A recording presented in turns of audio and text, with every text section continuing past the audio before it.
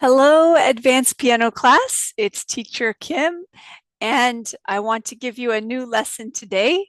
It's been so long since I've actually checked in with you and seen you, so I'm not sure how your progress is going, but I want to keep progressing and moving forward. So I have a new topic that I want to introduce to you today. With that being said, let's start with a prayer. Let's pray. Dear Lord, thank you for the opportunity for us to have this piano video lesson. I pray that I can give good instruction and use the resources that are online to help the students in this piano class. And I pray that they will be able to grasp this new topic and be able to apply it to their piano skills. And I pray that they will continue to be diligent and to practice and to learn many things by learning how to play the piano, learning how to be diligent and to be successful and see gradually over time how they can improve in this skill.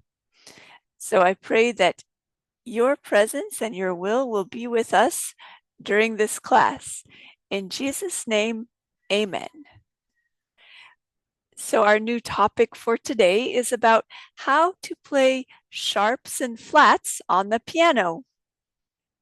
We've mentioned before that advanced piano class, the difference between beginning and advanced is that we're focusing on how to play notes. So we've talked about the notes on the piano. There are 7 notes, remember? A through G, and we've played the C major scale. And today I'm going to introduce to you another scale, G major scale, and this one has a sharp in it. What is a sharp? A sharp is it tells you when to play the black note. And same with the flats. The flats also tell us when to play the black notes. So we're going to watch a couple videos that will show us exactly what sharps and flats look like in the written music and how they correspond to the keyboard. As I show the videos, I hope that you are next to your piano. If you're not, that's fine. You can go back and play those videos again. But if you are, please play along. Find the keys that they are showing to you. That way you can have the visual and the kinesthetic, the tactile touching that will help you remember. If you see it, if you don't only hear it and see it on the video, but if you are trying it on your piano, it will be more effective to help you remember. Okay, and also all of the videos that I'm showing today, I will include in the link of this video. So I'm going to show a couple videos about how to recognize sharps and flats and where to find them on the keyboard. Then I'm going to show you a video about how to play G major scale. And I'm also going to connect with the online piece that I showed you before, Dancing Bear. And I will include links for all of those down below in the description of this video. Okay, so let's get started with our first video, which is showing us how to play sharps and flats. Another word for that is accidentals. And they're going to talk about naturals as well, notes that are not sharps or flats. I am here to talk to you about crazy music symbols. So the ones in particular that we're going to be looking at today are what are often referred to as accidentals. These would be like the sharps, which are currently often mistaken for hashtags. No.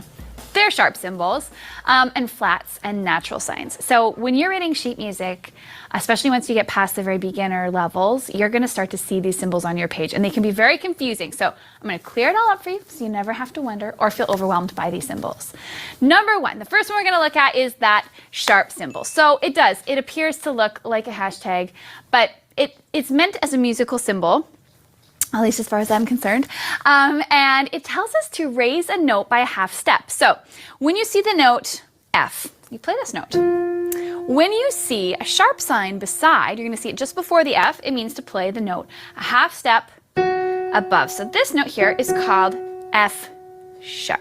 So you'll notice that the center square of that sharp symbol is right over top of the note space for the note F. So that's how you know that it's connected to the F note and that it is an F sharp.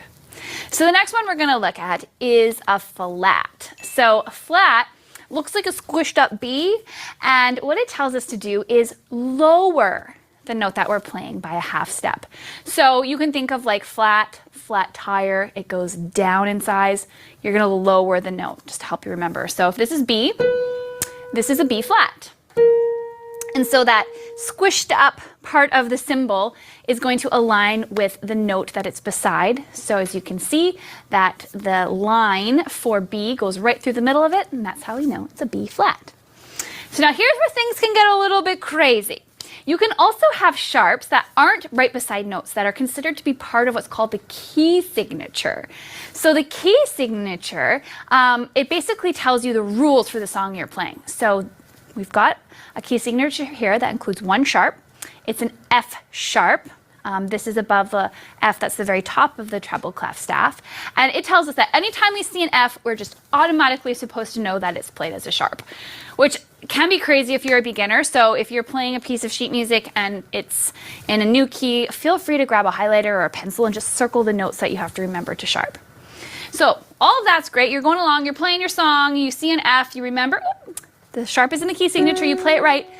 But then all of a sudden the composer decides they don't want you to play that sharp. So they're going to throw another symbol at you, and this one's called a natural.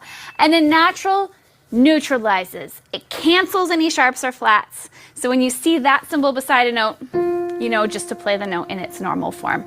No sharps, no flats. The symbol also works in flat key signatures. So if you're playing in the key of F and you have a B flat in that key signature and you see a natural on that B line, it just means to play it as a natural. Don't flatten the note at all.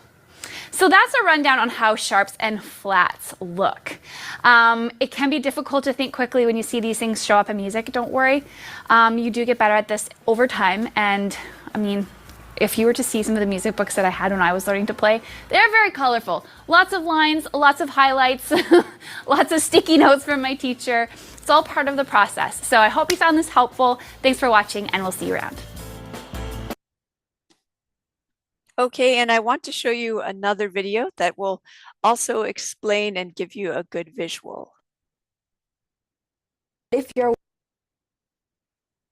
Okay, while they're playing the ad, she did mention there was a symbol that is called a natural that shows that it's no longer a sharp or flat. We're probably not going to see that very much, especially in the music that I'm giving you, but if you continue learning the piano, then you'll start to see that as well.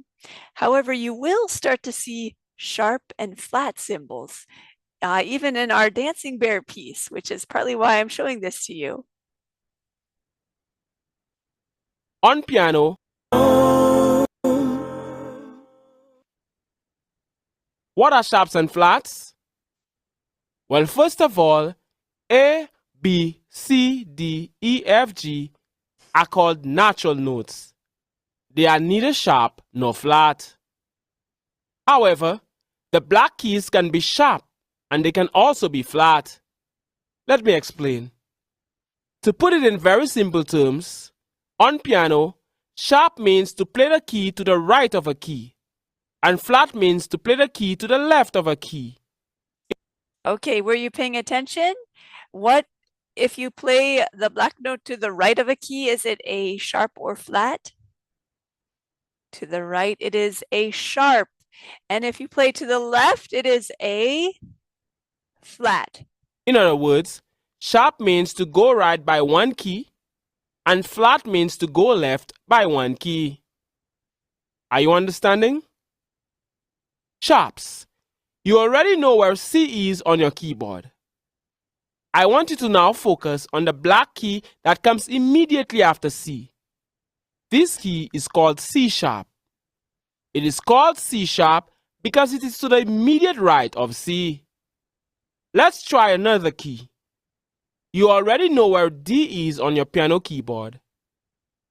So play the back key that is after D. That key is called D sharp. Why is it D sharp? This is because it is to the immediate right of D. In other words, it comes just after D. You can do this to find out the names of the other black keys. As long as you know the white key that comes before a black key, you know its name. Just add the word sharp to it. So the black key after F is F sharp. The black key after G is G sharp. What is the black key after A? A sharp. And the black key after A is A sharp. It's that simple. Instead of typing the word sharp every time, musicians use this symbol. Hashtag. So instead of C sharp, you will see this. Instead of D sharp, you will see this. Then F sharp, G sharp, and A sharp. So the names of the black keys are C sharp, D sharp, F sharp, G sharp, and A sharp. But wait a minute. Earlier, I told you that black keys can be either sharp or flat. So how come I only told you about sharps? I wanted to do this one step at a time. So I talked about the sharps first. Okay, so remember, sharps are to the right of the white key, to the immediate right. What if they're to the left? They are called flats. But these black keys can also be called flats. Yes, each black key has two note names. Flats. Let's talk about flats. In music, flat, as we have seen, simply means to play the key that is to the left of a key on your piano. So if you see D flat, all this is telling you is that instead of playing the white key D, you should play the black key that is just before it. If you come across the note name E flat, it means to play the key that is just before the white key E. G flat is the black key that is to the immediate left of G. A flat is the black key that is to the immediate left of A. Okay, and B flat is the black key that is to the immediate left of B. B flat comes just before the white key B. So the black keys of your piano can also be called D flat, E flat, G flat, A flat, and B flat. Instead of typing the word flat every time, a small letter B is used. So instead of typing or writing D flat, you type this. It's not actually small b, it's a little bit different. Like the last video explained, it's kind of smushed up, but yes, it looks similar to a small b. Instead of E flat, you write this, followed by G flat, A flat, and B flat. The lowercase b means flat. PianoKeyboardGuide.com. Okay, and if you need to watch either of these videos that I've showed you already, to see it again, to understand better, I will include these in the description. Next, I want to show you our next scale that we are going to learn. So we've started with C major, and now we are going to learn G major. And remember in that first video, I don't know her name, the lady, she talked about a key signature. And a key signature shows if there are sharps and flats. So for C major, if you look here and here in the bass and treble clef, it will always be the same. There's no sharps or flats. C major scale, you don't play any sharps or flats. It's just the white notes. But now look at the G major scale. And look what we have here. Is this a sharp or a flat? Do you remember? What is it? A sharp. Remember that hashtag symbol means a sharp. So there is one sharp. And what note is played sharp? You can see what note would go on this line here in the treble clef and here in the bass clef. What note is this? It is F.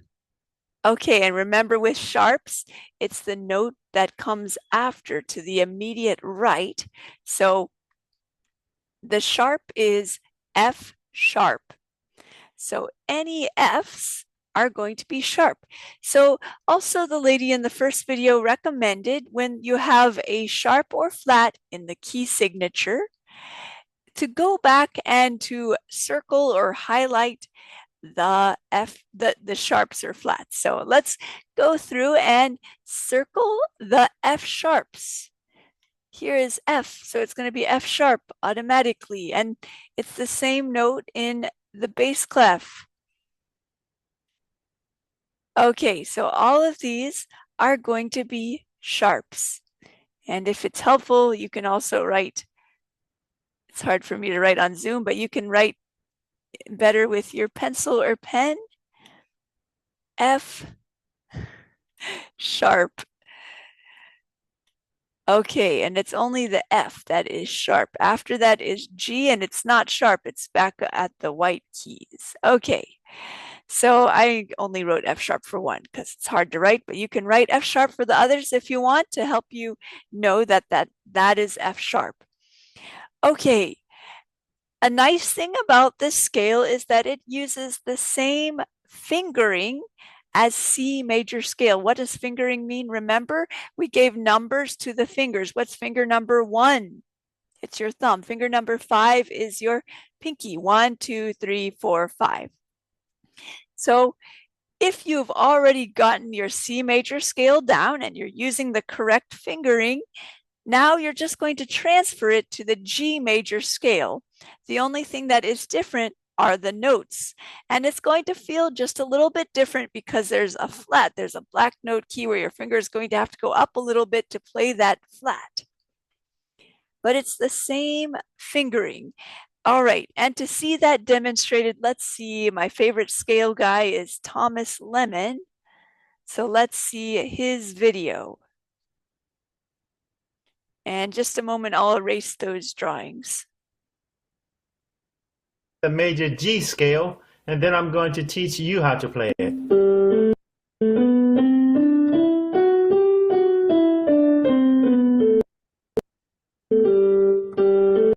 Oh, okay, see him play the F sharp as he's going to skip, not going to play F, he's going to play the black key F sharp.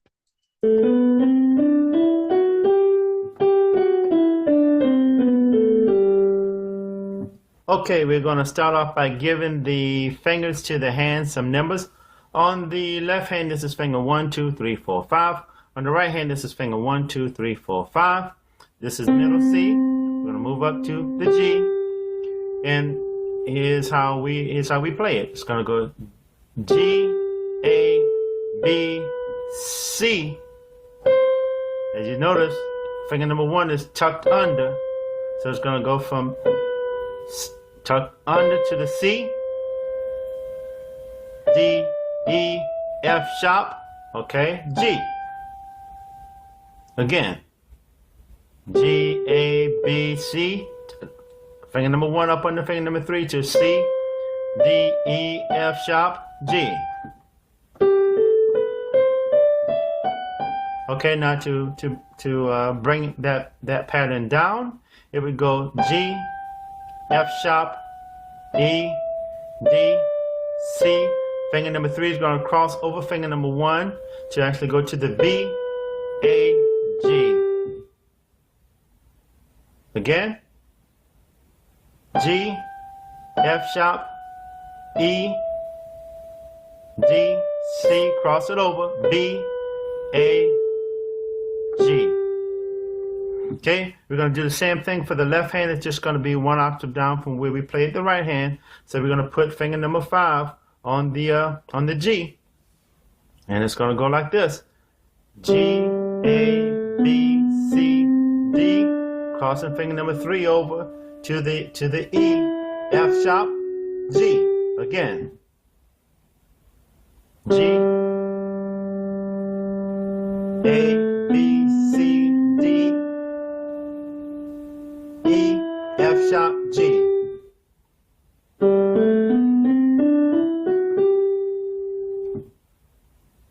G, A, B, C, D,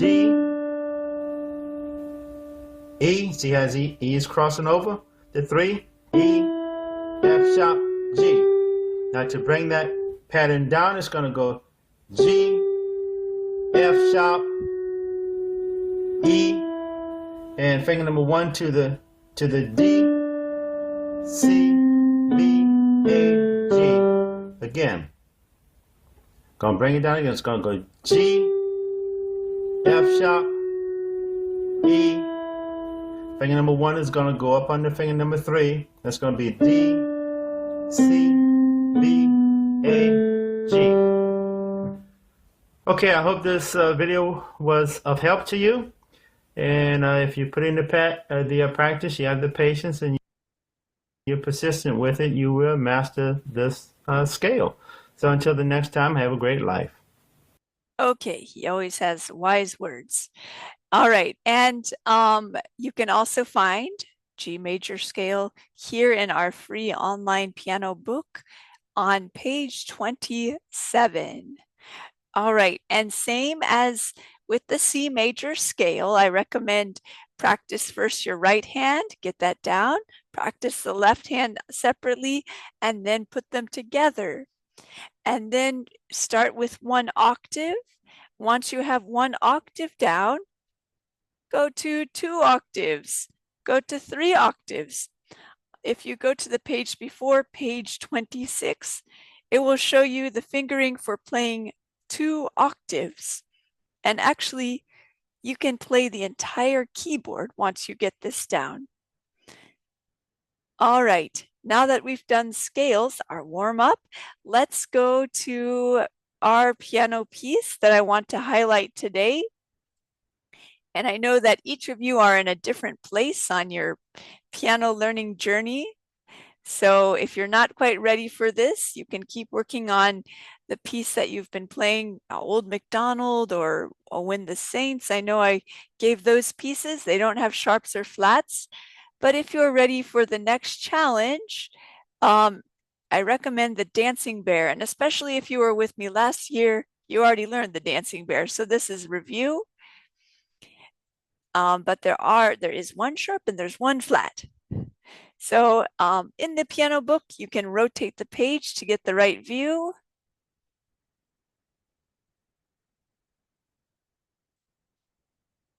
Okay, here we go. So here it is. I don't know if I can show the full piece all at once. Oh, I guess I was wrong. There's actually 2 flats and 1 sharp. I'll point those out. Let's see if I can get a fuller view of this. Okay, here we go. First, let's look at the key signature that we saw in the video earlier. Okay. By the way, there is 3/4 time in this. That means there's 3 beats per a measure. 1, 2, 3. Okay. But do you see any sharps or flats symbols here in the front? No, there are no sharps or flats in the key signature. So that makes it easy. You don't need to assume that there is a sharp or flat for any of the keys. It will be written next to the note.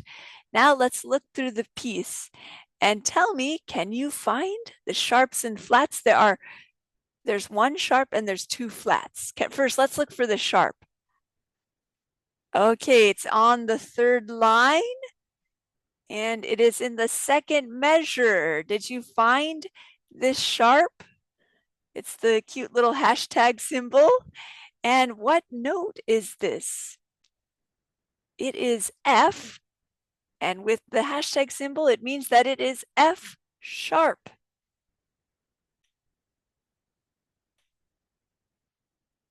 Okay, oh, it's a little tricky for me to write, but you can write this in on your music, or maybe you already know F and it already gives you the sharp symbol, so you know it's F sharp. Okay, so that's our one sharp in the dancing bear. What about flats? Well, if you look down below, you can see the flat symbol here. Okay, and what note is this? Do you remember? It is A flat. So remember, it's a black key. That looks like a B, not really a flat, but you get the idea.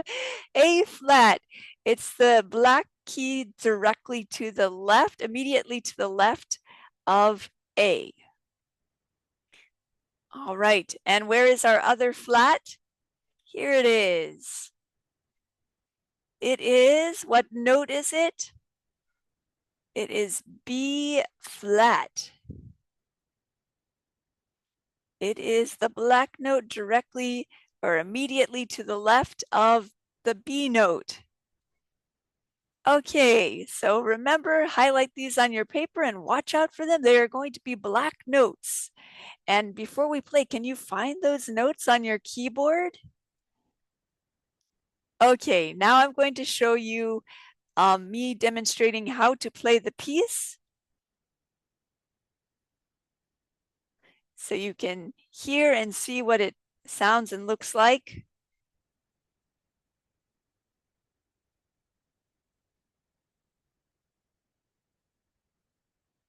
And I'm going to play the right and left hand. You'll see.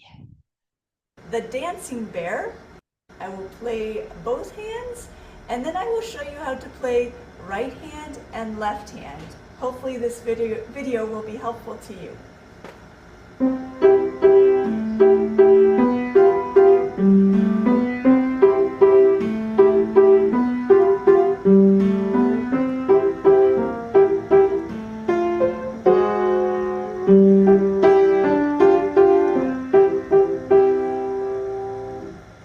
Okay, and now I will play just the right hand.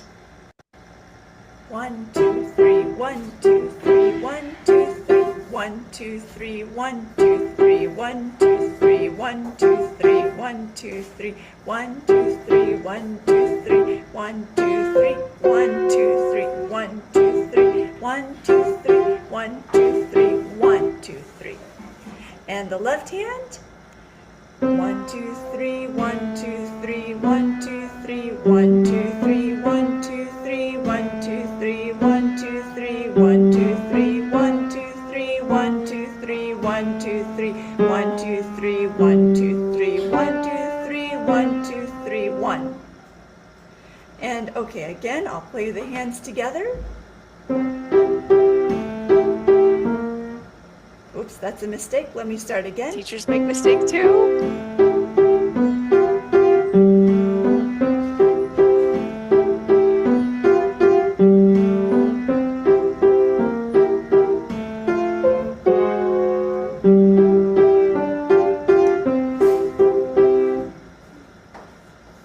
Go ahead and end. Okay. All right, so you notice that I played the left hand and right hand separately, and that is also a good strategy for learning the piece. Making sure you know the notes and the rhythm is playing the hands separately and then putting them together. And also don't forget the fingering. Some people, it's so easy, you just want to play it however your fingers go. Follow that fingering. It will help you. It will make your piece smoother and better. So fingering, what do I mean by that? The numbers that show you what finger to play. So you can see your thumb is going to be used at the beginning on C and on E. And then look, your third finger is going to be used on A, second finger on B. And here's the other numbers above, but there you go. All right. So have fun with this. And by the way, if you are already good on Dancing Bear, you played it last year, you got it down. I know some of you even played it for the recital. Play another piece. Choose another piece in this piano book or your own piece. If you need some suggestions, you can find my YouTube channel and go to the piano playlist And I have demonstrated how to play some other pieces, and you can challenge yourself with these, and they are all in this free online piano book. Actually, not all. I have some on here that are not from the piano book, but the ones that I'm seeing right here, the Skater, Scarborough Fair, and Bach's Minuet, those are all in the free Hello, online it's piano Teacher book. Kim, and now Okay, so I hope that gives you some good resources for your piano and your practice. I will include all of these in the description. So I wish you all the best, and please reach out if you have any questions, or you can even make a video of yourself playing and send it to me and I can give you feedback. Or if you catch me at school, come find me at break or lunch and we can go sit at the piano and you can show me what you've practiced. So I hope we can have a class where I will see you again soon. Keep up the good work. Bye for now. Bye, everyone.